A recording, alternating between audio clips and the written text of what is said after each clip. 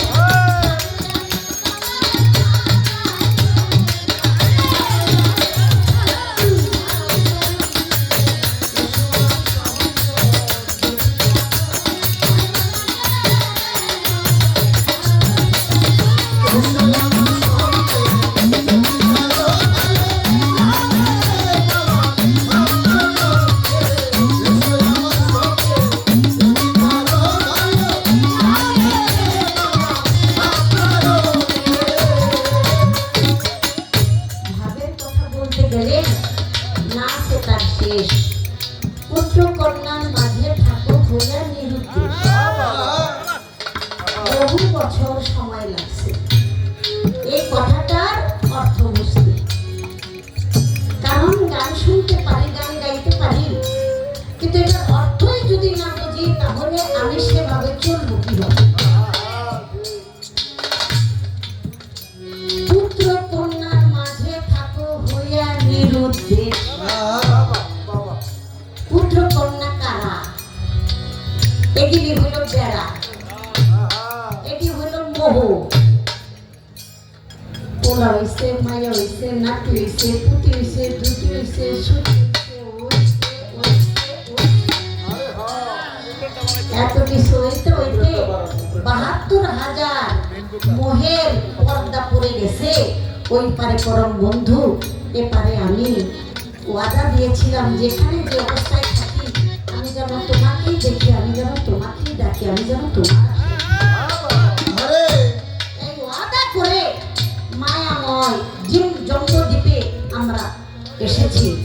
কিন্তু এত কিছু হবার পরে এই মায়া মোহে আবদ্ধ হইয়া ওই পারে পরম বন্ধু, এই পারে আমি, এখন আমার আর বন্ধু সেই মহান রূপ আর সব হারাই গেছি, সব ভুলে গেছি। এদের চিন্তা করতে করতে যে ওয়াদা করে আসছি আমার বন্ধুর সাথে প্রেম, আমার বন্ধুর ভাবনা ভাবতে হবে, স্মরণ যোগাযোগ রাখতে হবে, সেইটাই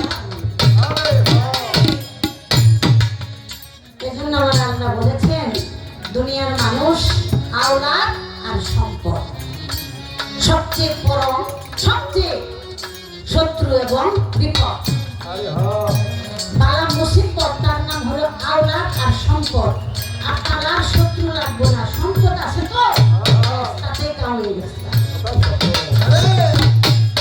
এর চেয়ে বড় শত্রু আর কিছুই হতে পারে না। তাই আল্লাহ তাআলা সম্পদ আওলাদ কমাইতে বইছে, কিন্তু আমরা তো পৃথিবীর বুকে মানুষ, আমরা কয়জনই আল্লাহর এই কথাটা, নিজের সম্পদের অভাব নাই, বাই মরে গেছে গা, বাকি যায় কি হইছে, ওরে যেইভাবে পারি ওর সম্পদটুক আমি রেখে ওরে একবারে রিক্সা চালানোর অবস্থা করছে। পেট আর ভরে না। এই জন্য আল্লাহ কইছে বান্দা তখন যে খাই, এ খাই শেষ হইব না, যতক্ষণ পর্যন্ত তখন পেটের মধ্যে ৩ মুষ্টি মাটি না পড়ে। শুয়ে থাকি ৩ মুষ্টি মাটি দিয়া দেয়, মিনহা খালাকনাকুম ওয়া নুইদুকুম ওয়া মিনহা নুখরিজুকুম তারাকান। এই জন্যই আল্লাহ বলেছে তোমাকে যেই খাই, চাই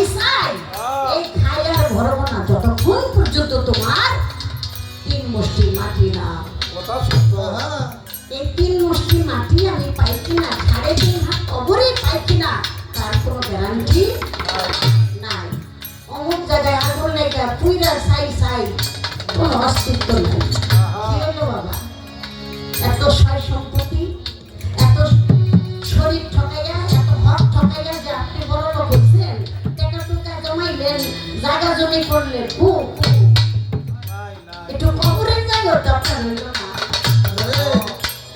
আমাকে বুঝতে হবে আল্লাহ বলেছে তোমার কর্মই তোমার অবস্থান নিশ্চিত। আমি তো দেওয়ানের লেগে বলে দিছি, কিন্তু তোমরা তো নিজে বিচার নিজেরাই করে দাও। আমারে আর বিচারক হিসাবে তোমরা মানো না। একজনে রাগ করছে আপনিও দিলেন কষাইয়া, একজনে আপনার সাথে শত্রুতা করে আপনিও দিলেন কষাইয়া। আপনি কি মালিক? একটু চুপ থাকেন না। আপনার মালিক আছে, দেখবেন হ্যাঁ কি কঠিন বিচার করে, হ্যাঁ দিকে একটু অপেক্ষা।